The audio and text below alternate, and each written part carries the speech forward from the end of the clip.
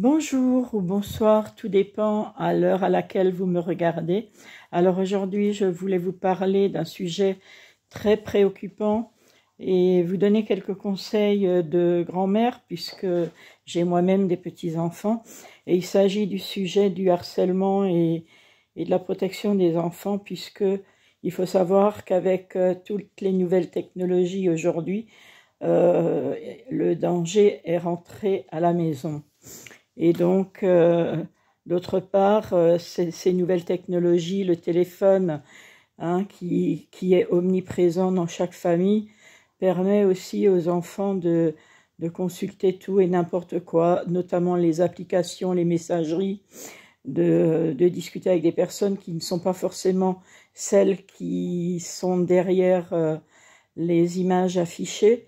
D'autre part, il y a aussi également des enfants qui subissent des harcèlements scolaires et qui les rend silencieux, qui leur donne un mal-être intérieur que souvent les parents ne remarquent pas. Ils perdent leur joie de vivre, ils sont tristes, ils prennent du recul, ils changent de comportement et ils ne se sentent surtout pas écoutés parce que les parents sont préoccupés par d'autres soucis, par leur travail, le travail qui est omniprésent également, puisque c'est une réalité. On veut que les gens travaillent de plus en plus pour qu'ils aient de moins en moins de temps pour s'occuper de leurs enfants. Et finalement, c'est ce qui arrive parce que les gens le soir sont fatigués, n'écoutent pas forcément leurs enfants et lorsqu'ils les appellent à l'aide ou qu'ils envoient quelques signaux de détresse à leurs parents, et les parents ne le remarquent pas forcément parce que voilà, ils passent leur soirée devant la télé, ils se reposent et puis bon, cet enfant, le mal-être grandit et finalement ils en arrivent à des actes extrêmes parce qu'ils sont harcelés au niveau de l'école, parce que les enfants entre eux peuvent être très méchants quand ils sont en groupe et on se moque et on prend toujours comme victime des personnes qui sont vulnérables, qui sont gentilles, etc. Et lorsqu'il y a un groupe, ça donne de la force, que ce soit pour le bien ou le mal.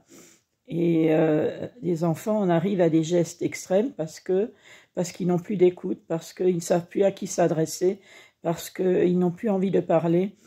Ils se sentent rejetés et abandonnés par tous et ils en viennent à se prendre la vie ou par pendaison, par médicaments ou en se jetant sous une voiture ou un camion, comme c'est arrivé tout récemment à une adolescente. Alors, s'il vous plaît, les parents, prenez soin de vos enfants, écoutez-les, communiquez avec eux, ne les laissez pas dans la détresse. Faites attention quand ils changent de comportement, parce qu'il y a toujours une raison quelque part. Et si vous ne savez pas gérer ces problèmes, alors adressez-vous à un professionnel et essayez de voir avec lui. Mais vos enfants peuvent être en danger et il vaut mieux prévenir que guérir. Alors j'espère que ces conseils pourront aider quelques familles qui ont peut-être des enfants dont ils ne comprennent pas le comportement. Mais dites-vous bien qu'un enfant qui change de comportement, qui n'est plus lui-même, c'est qu'il a un problème, ou bien on lui demande de l'argent, ou c'est du harcèlement, ou c'est bien d'autres raisons, et où ils sont menacés, etc.